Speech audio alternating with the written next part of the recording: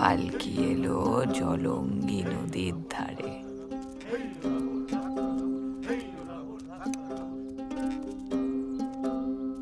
সেদিন তার শ্বশুরের অসৌচ ভঙ্গ।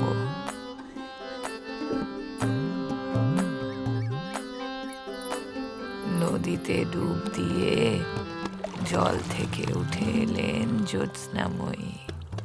তখন তার কোচর ভর্তি চিংড়ি মাছ।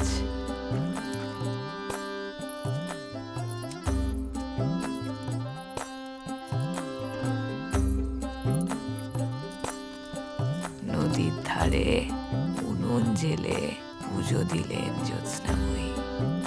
ছড়িয়ে দিলেন এক মুঠো চিনি।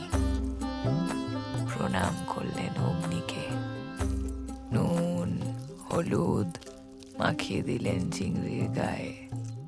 তারপর মাটির হাঁড়িতে অল্প তেলে নেড়ে নিলেন চিংড়িগুলি।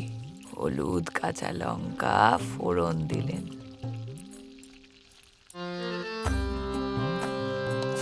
ঢেলে দিলেন জল। রাঁধলেন চিংড়ির হলুদ কালা ঝোল। আর তার স্বাদ আউট অফ দ্য ওয়ার্ল্ড। এই ছোট বৌমা একটু ভাত দি তোমায়। না মা, আমি আর পারবো না। ঠাম্মি, তোমাদের গ্রামের আরেকটা গল্প বলো না। You mean time travelling? ঠাম্মির কাছে কলাপোতা গ্রামের যত গল্প আছে না, শুনে শেষ করতে পারবি না। ভাইটাকে বড্ড মিস করছি আজ। ও এলে খুব ভালো হতো।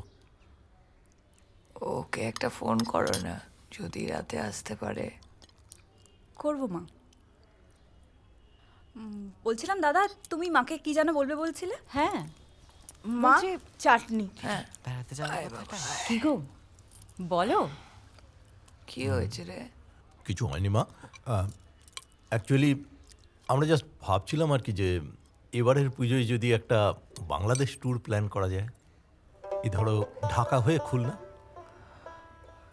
আমার চেনাশোনা একজন এজেন্ট আছে, ও সব ব্যবস্থা করে দেবে, কোনো অসুবিধে হবে না। আর ফ্লাইটে ঢাকা তো মাত্র 1 ঘন্টার ব্যাপার। প্লেনে ট্রেনে যাওয়া যাবে না? হ্যাঁ, মা যদি চায় তাহলে আমরা ট্রেনেই তো যেতে পারি। চারপাশটা বেশ দেখতে দেখতে চলে যাওয়া যাবে। কি যেন নাম ট্রেনটার? ওই মৈত্রী এক্সপ্রেস। মৈত্রী এক্সপ্রেসটা তো আছে। হ্যাঁ হ্যাঁ, নো ইস্যু, ট্রেনে যাওয়াই যায়, কোনো চাপ নেই। তুমি তাহলে একটা কাজ করো মা, তোমার পাসপোর্টটা আমাকে একটু দিও।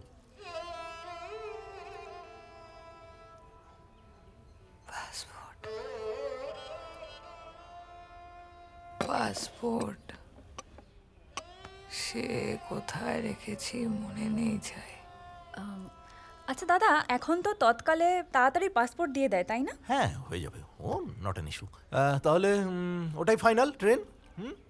আমি ওয়েট চেক করছি টাইমিংগুলো। এখন এখন এসব ছাড় বাবা, সব খাওয়া দাওয়া শেষ কর। বড় ছোটকে বলেছিস তো, সে যাবে তো? না, এখনো বলিনি মা, তবে নিশ্চয়ই যাবে, 100 বার যাবে। ও না গেলে হয় নাকি? কি বলো নন্দিতা? ঠিকই তো। পাখিদের স্মৃতি কিছু রীতিনীতি ফণি মনসাও জানে। বাগানের স্মৃতি নজরুল গীতি বালিকার কানে কানে।